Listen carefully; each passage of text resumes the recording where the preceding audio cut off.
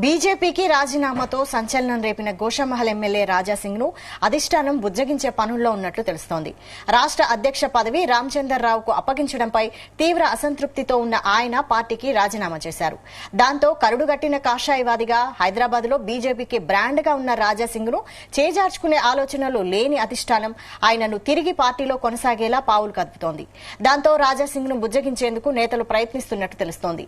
మరోవైపు రాజాసింగ్ షిండే నేతృత్వంలోని శివసేనలో చేరుతారన్న ప్రచారమూ జరుగుతోంది.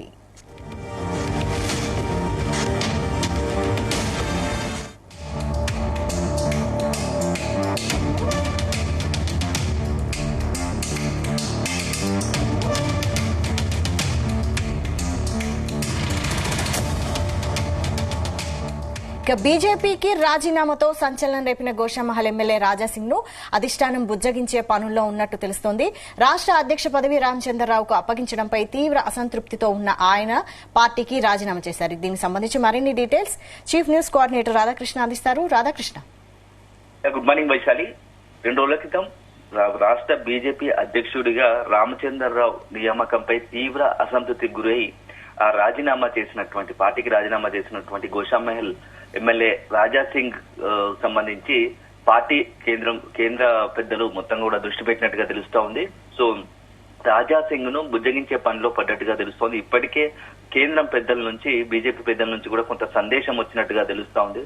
సో రామచంద్రరావు ఎప్పుడైతే అధ్యక్షుడిగా ఎన్నికయ్యాడో అప్పటి నుంచి కూడా తీవ్ర ఆగ్రహంగా ఉండి కొంతమంది పార్టీలోని కొంతమంది వ్యక్తులు ఈ పార్టీని భ్రష్టు పెట్టించే ప్రయత్నం చేస్తున్నారు, పార్టీ ఎదగకుండా ప్రయత్నం చేస్తున్నారు.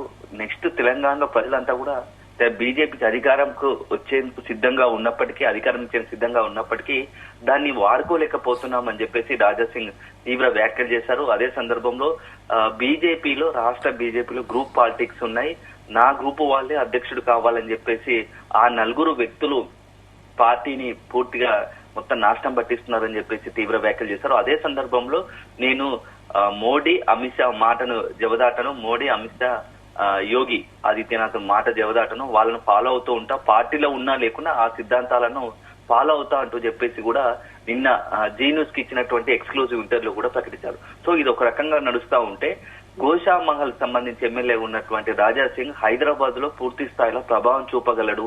సో ఎందుకంటే ఎంతో మంది మార్వాడీలు కావచ్చు, అదేవిధంగా నార్త్ ఇండియన్స్ హైదరాబాద్ లో ఎక్కువగా ఉంటారు. సో మెజార్టీ వాళ్ళు ఉంటారు.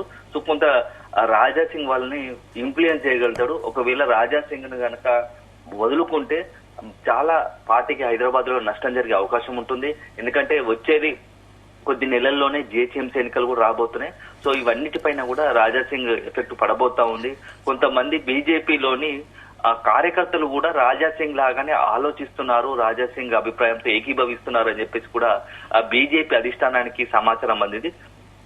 దీంతో రాజాసింగ్ వ్యవహారానికి ఫుల్ స్టాప్ పెట్టాలని భావిస్తున్నట్టుగా తెలుస్తోంది.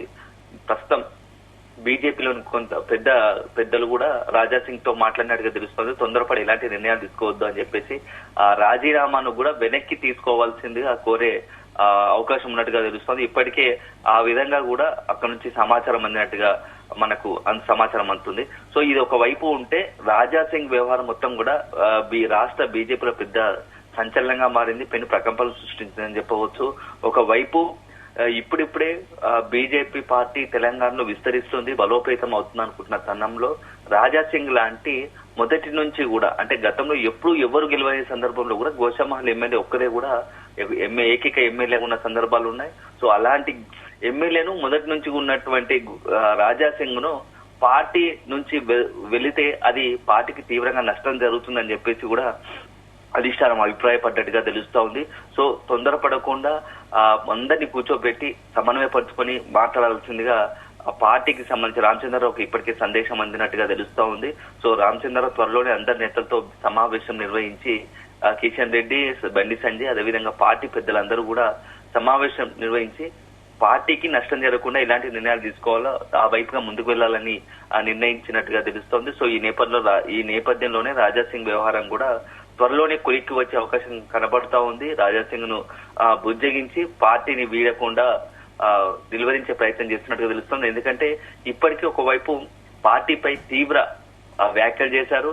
ఇక్కడ ఇలా ఉంటే పార్టీ కొనసాగడం కష్టం, పార్టీని ఎవరు బాగు చేయలేరు అని చెప్పేసి కూడా నిన్న రాజాసింగ్ మాట్లాడిన పరిస్థితి కనబడుతుంది. అయితే రాధాకృష్ణ గ్రేటర్ హైదరాబాద్ పరిధిలో బీజేపీ నుండి రాజాసింగ్ మాత్రమే గెలిచిన ఏకైక ఎమ్మెల్యే. అయితే ఇప్పుడు జిహెచ్ఎంసీ ఎలక్షన్స్ ఉన్న నేపథ్యంలో ఇప్పుడు రాజాసింగ్ రాజీనామా చేస్తే నెగిటివ్ సంకేతాలు వెళ్తాయని అధిష్టానం ఆలోచిస్తోందా? మరోవైపు లాస్ట్ టైం జిహెచ్ఎంసీ స్థానిక ఎలక్షన్స్ లో బీజేపీ అత్యధిక స్థానాలు గెలుచుకుంది, అంటే మెజారిటీ స్థానాలు గెలుచుకుంది.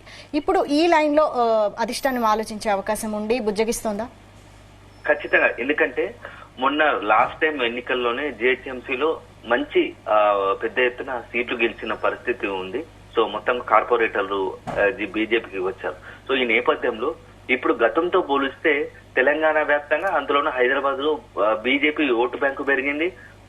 ఈ నేపథ్యంలో జిహెచ్ఎంసీ ఎన్నికల్లో చాలా ప్రాధాన్యతగా తీసుకుంటున్నారు. సో జిహెచ్ఎంసీ ఎన్నికలు ఎట్లాగైనా సత్తా చాటాలి, జిహెచ్ఎంసీలో మేయర్ కైవసం చేసుకోవాలి, గ్రేటర్ హైదరాబాద్ పైన బీజేపీ జెండా ఎగరేయాలనే ఒక ఉద్దేశంతో బీజేపీ అధిష్టానం ఉంది. ఎందుకంటే ఒక్కసారి కనుక హైదరాబాద్ మేయర్ అయితే పట్టు సాధించి దాదాపుగా తెలంగాణ అంతా కూడా మెజార్టీ హైదరాబాద్ లో ఎక్కువ ప్రజలు ఉంటారు కాబట్టి మొత్తం పట్టు సాధించినట్టు అవుతోంది.